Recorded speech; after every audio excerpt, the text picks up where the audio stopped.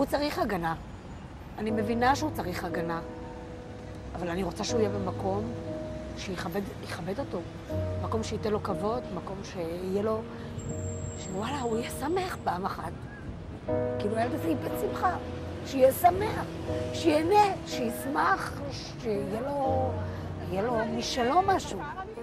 כבר 5 שנים חיה דלת את המציאות הזאת. מאז שבנה הצעיר הוכר כנכה נפשית, החיים לא הפכו קלים יותר. מזה 5 שנים הוא נמצא במסגרת שיקומית, אבל המילים כמו שיקום או תקווה, אין מקום בסיפור הזה. מה הוא מספר לך? רע לי, תוציא אותי מפה.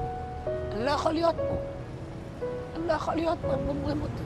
תופעות כמו אלימות מילולית ופיזית, חוסר תשומת לב, חוסר תעסוקה וחוסר היגיינה בסיסי הן שגרת יומו של בנה. את כל חייו העביר כילד רגיל, אולם כשבגר הורע מצבו הנפשי והוא נזקק להשגחה צמודה.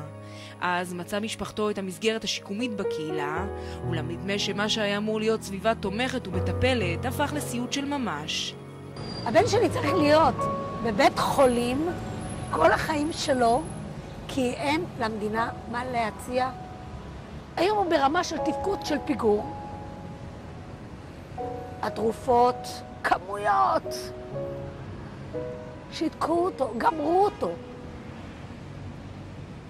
לנעול אותו, לקשור אותו. הוא גמור, הוא לא יכול ללכת. הוא כפוף. בנה של ד' שוהה במחלקה סגורה באחד המוסדות הפסיכיאטריים במרכז הארץ. אליו הוא הגיע מהוסטל אחר, ממנו נזרק, לאחר שאימו חשפה את התנאים המחפירים בו. אולם גם היום היא אינה יכולה לישון בשקט.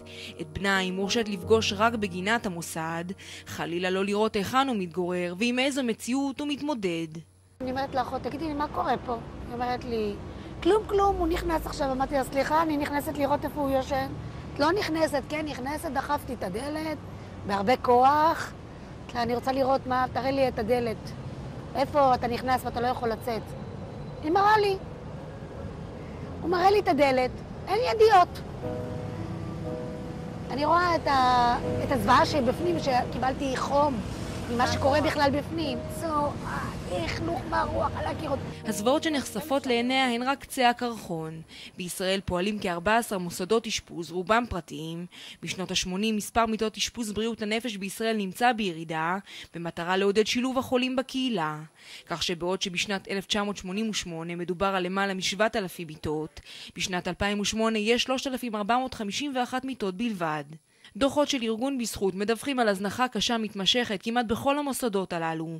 זה מתחיל בחדרי מגורים בהם חיים בצפיפות נוראה, ריח חריף של שתן וצואה בכל מקום, ונגמר לעתים קרובות גם באלימות.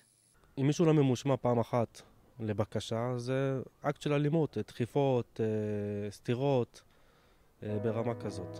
סיפרתי להם שאני נהג משאית שמחפש לעשות שינוי כיוון בחיים שלי. וקיבלו אותי, פשוט מאוד. קיבלו אותי בגלל איך שאני נראה, אמרו שאני בחור גדול, אז זה יאיים על החוסים במקום, כי צריך להפחיד אותם, שהם ישמעו וזה, צריך לשמור עליהם מרחק. אז הכשרה או ניסיון הם לא פרמטר חשוב בבחירת המטפלים. בנוסף, פז מספר על מצבים בהם חוסה אחד נאלץ להתמודד בו זמנית עם 16 חוסים, על משמרות כפולות שעושים המטפלים ללא מנוחה, על שכר זעום, מה שמסביר ולו במעט מדוע הגענו למצב הזה. אחד המטופלים שמבוקר ועד לילה הוא מוחזק בכיסא קשור. שההנחיה, אם אני לא טועה, היא 4 שעות, לא יותר מ4 שעות. ובבוקר מהירים אותו, הוא עושה את הצרכים, קושרים אותו לכיסא, הוא אוכל בכיסא, שותה בכיסא, יש לו חיתול, אז את הצרכים הוא עושה על עצמו.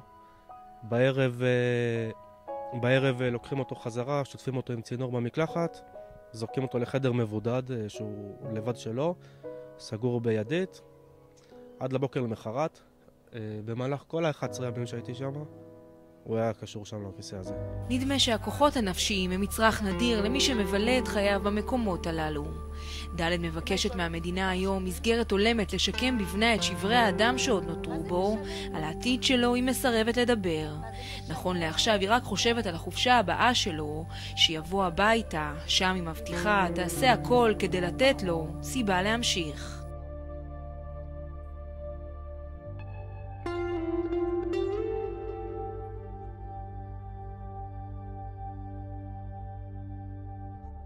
תודה.